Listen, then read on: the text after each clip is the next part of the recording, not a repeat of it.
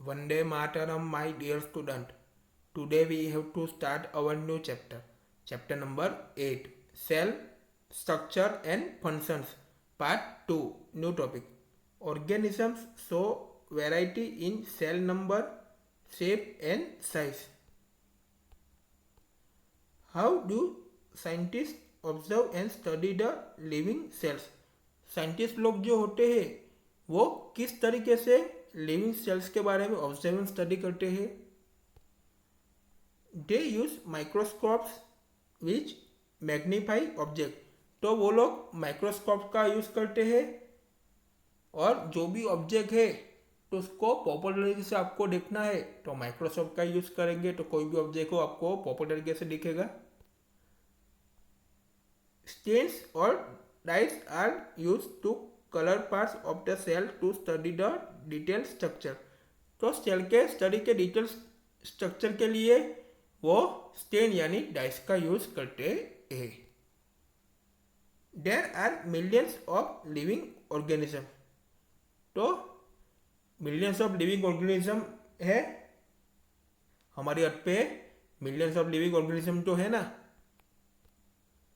They are of different shapes and size. तो वो सबका शेप एंड साइज डिफरेंट होता है, अलग होता है. Their organs also vary in shape, size and number of cells. तो उसका organs, shape, size and number of cells होते हैं वो अलग अलग होते हैं. Let us study about some of them. तब उसके बारे में हम स्टडी करेंगे. Number of cells. तब हम नंबर ऑफ सेल्स के बारे में देखेंगे. Can you guess the number of cells in tall tree और in a huge animals like the elephant.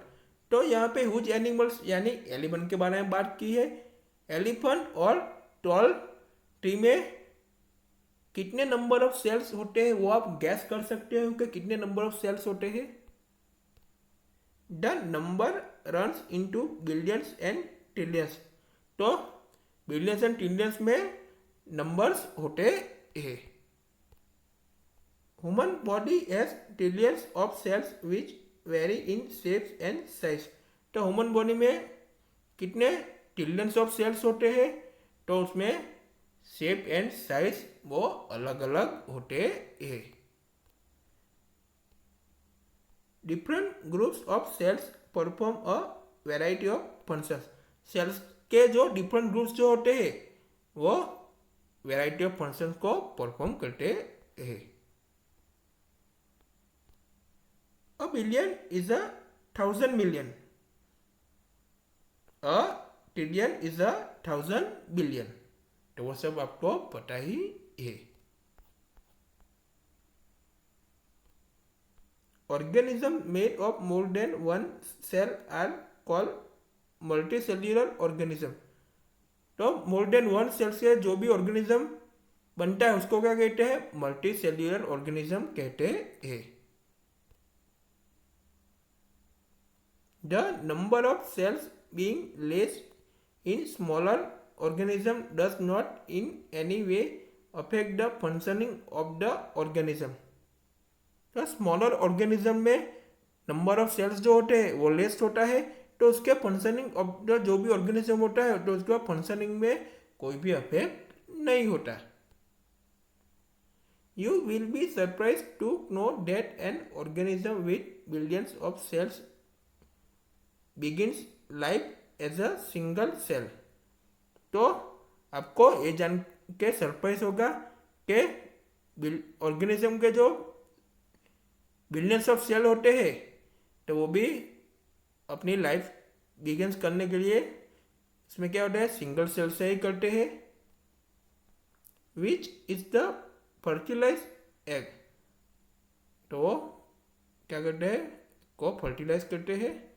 The fertilized egg cell multiplies and the number of cells increase as development proceeds.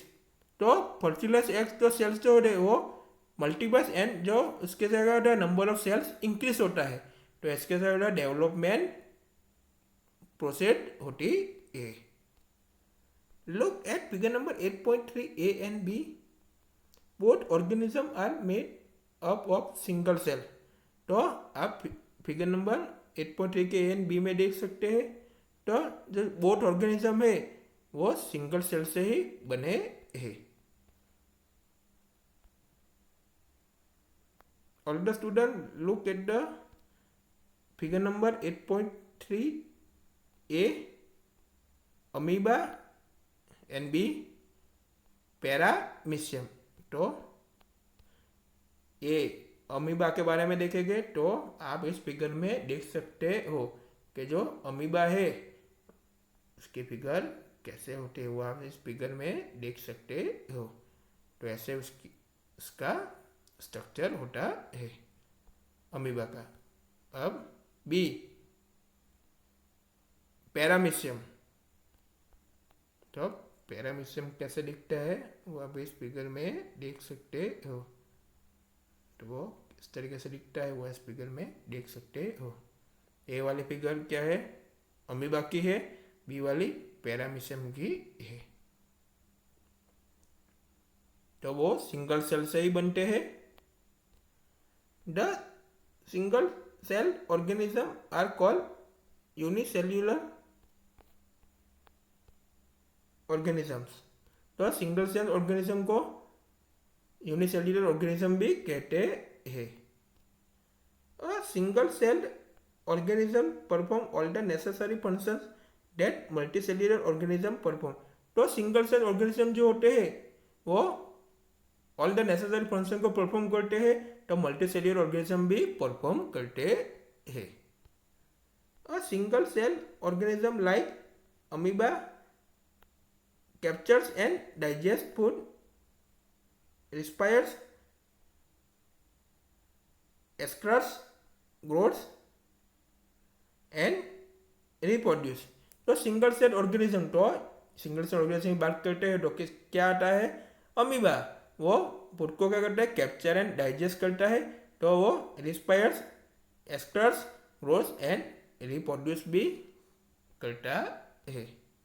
Similar functions in multicellular organism are carried out by groups of specialised cells forming different tissues.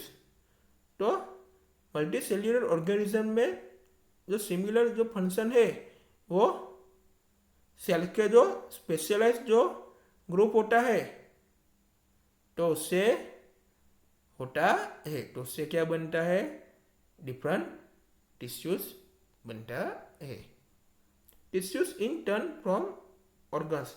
तो tissues जो होते हैं वो किस में turn होते हैं, organs में। तो उससे क्या बनता है, ऑर्गन्स बनता है। Activity 8.1 The teachers may show a permanent slide of amoeba and paramecium under a microscope। तो टीचर जो है वो अमीबा एंड पैरामीशियम का परमानेंट स्लाइड आपको माइक्रोस्कोप के अंदर दिखाएंगे। Alternately the teacher can collect pond water and show this organism by preparing the slides. तो अल्टरनेटली टीचर को पॉन्ड का वाटर कलेक्ट करना है और उसके क्या स्लाइड को प्रिपेयरिंग करना है और उसमें क्या करना है, ऑर्गेनिज्म को दिखाना है। अब हम आगे देखेंगे शेप ऑफ सेल्स। सेल का शेप अब हम देखेंगे। Refer to figure 8.3a how do you define the shape of amoeba in the figure। तो फिगर नंबर 8.3a में अमीबा में तो उसका शेप किस तरीके से होता है वो आप डिफाइन कर सकते हो। तो उसका शेप कैसा है, you may say that the shape appears irregular. तो उनका शेप जो होता है वो इनरेगुलर होता है। In fact, amoeba has no defined shape unlike other organisms। तो अदर ऑर्गेनिज्म कंपेयर में अमीबा जो होता है उसका कोई डिफाइंड शेप होता ही नहीं है, उसका जो प्रॉपर शेप होता ही नहीं है। It keeps on changing it's shape, तो वो अपने शेप को चेंजेस करते हैं। Observe the projections of varying lengths protruding out of the its body, these are called pseudopodia। तो आपने प्रोजेक्शन ऑफ वेयरिंग, उसकी लेंथ को आपने जो लेंथ में जो भी प्रोजेक्शन होता है तो वो प्रोट्रूडिंग आउट होता है, उसकी बॉडी से प्रोट्रूडिंग आउट होता है। तो उसका प्रोजेक्शन जो लेंथ जो होता है उसकी बॉडी से क्या बाहर निकलते हैं, तो उसको क्या कहते हैं, तो वो आपने ऑब्जर्व किया, उसको क्या कहते हैं, पैसिडोपोडिया कहते हैं। यानी उसके जो जूठे पैर होते हैं वो लेंथ जो होती है उसकी बॉडी से वो कैसे आते हैं, length of wearing of projection जो होता है तो बाहर ही आते हैं, तो उसको क्या कहते हैं, पैसिडोपोडिया कहते हैं, उसके जूठे पैर कहते हैं। As you learn in class 7, this projection appear and disappear as amoeba moves or feeds। जब अमीबा मूव्स और फिश करते हैं तो वो जो प्रोजेक्शन होता है तो वो क्या होता है, अपीरियर होता है, यानी आपको वो दिखने लगता है। उसके बाद वो क्या करता है, वो गायब हो, डिसअपीयर यानी गायब हो जाता है।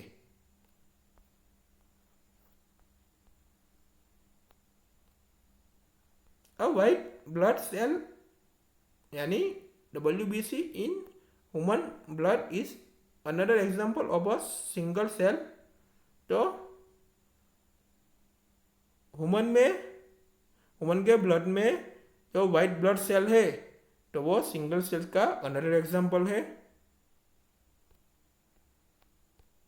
Which can change its shape, तो वो अपने शेप को चेंज करते हैं। But while WBC is a cell, तो WBC क्या है, वाइट ब्लड सेल जो है वो सेल ही है। Amoeba is a full fledged organism capable of independent existence. तो अमीबा जो है वो फुल फ्लेजेड ऑर्गेनिज्म है, तो वो इंडिपेंडेंट एक्सिस्टेंस के लिए वो क्या है, कैपेबल है। What shape would you expect in organism with millions of cells?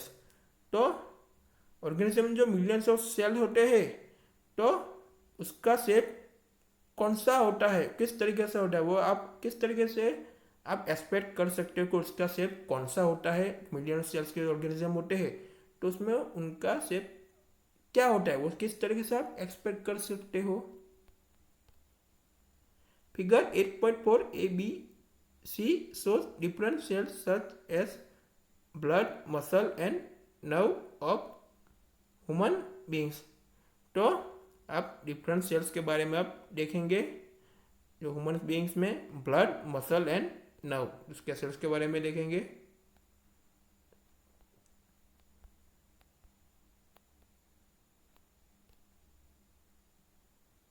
The different shape are related to their specific function. तो उसके डिफरेंट शेप जो होता है वो स्पेसिफिक फंक्शन को क्या रिलेटेड ही होता है। Generally cells are round, spherical और elongated. Figure number 8.4a। Generally cells जो होते हैं वो राउंड, स्पेरिकल और एलोंगेटेड होते हैं। All the student look at the figure number 8.4a, spherical red blood cells। तो ये रेड ब्लड सेल्स है वो कैसा है, स्पेरिकल है। तो आप इस फिगर में देख सकते हैं वो कैसा होता है वो।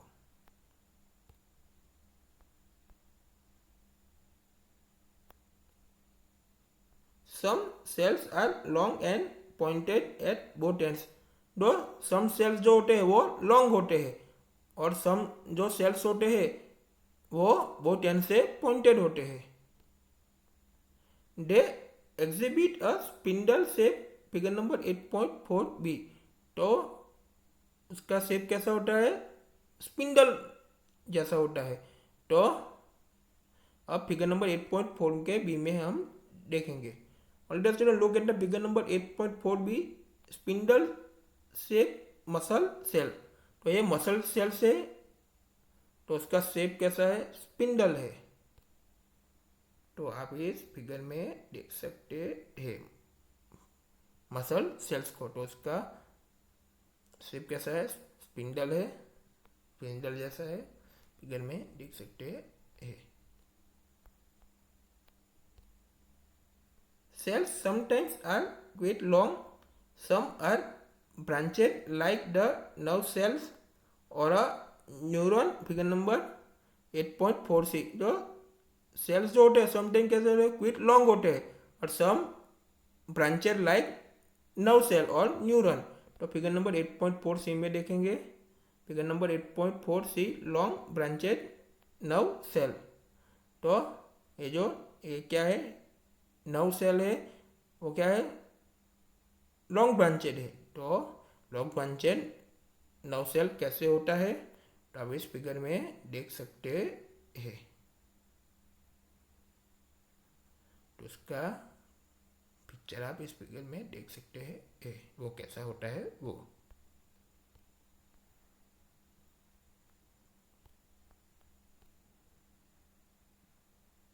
The nerve cell receive and transfer message. तो नर्व सेल जो होता है वो मैसेज को रिसीव करता है, उसके बाद क्या करता है? वो ट्रांसफर करता है। Thereby helping to control and coordinate the working of different parts of body. तो बॉडी के जो डिफरेंट पार्ट्स जो होते हैं उसको कंट्रोल एंड वो वर्किंग करता है, वो नर्व सेल से ही होता है। Can you guess which part of the cell give it shape? तो आप गेस कर सकते हो कि सेल के कौन सा वह पार्ट है वो उसको शेप देता है। Component of the cell are enclose in a membrane. तो सेल के जो कंपोनेंट्स होते हैं वो मेम्ब्रेन में एनक्लोज होते हैं। This membrane provide shape to the cells of plants and animals. तो ये जो मेम्ब्रेन है वो प्लांट्स एंड एनिमल्स के सेल को क्या करता है? शेप प्रोवाइड करता है। Cell wall is an additional covering over the cell membrane in plant cells. तो प्लांट सेल में जो सेल मेम्ब्रेन जो है वो उसको क्या करते हैं? एडिशनल कवरिंग ओवर होता है, तो उसको क्या कहते हैं? सेल वॉल कहते हैं। तो उसके ओवर क्या होता है? वन टाइप एडिशनल कवरिंग होता है, तो उसको क्या कहते हैं? सेल वॉल कहते हैं। It gives shape and rigidity to this cells, figure number 8.7। तो वो सेल्स को क्या देता है? शेप एंड रिगिडिटी सेल्स को देता है। Bacterial cells also as a cell wall. तो बैक्टीरियल सेल में भी सेल वॉल होती है। We will meet in next video.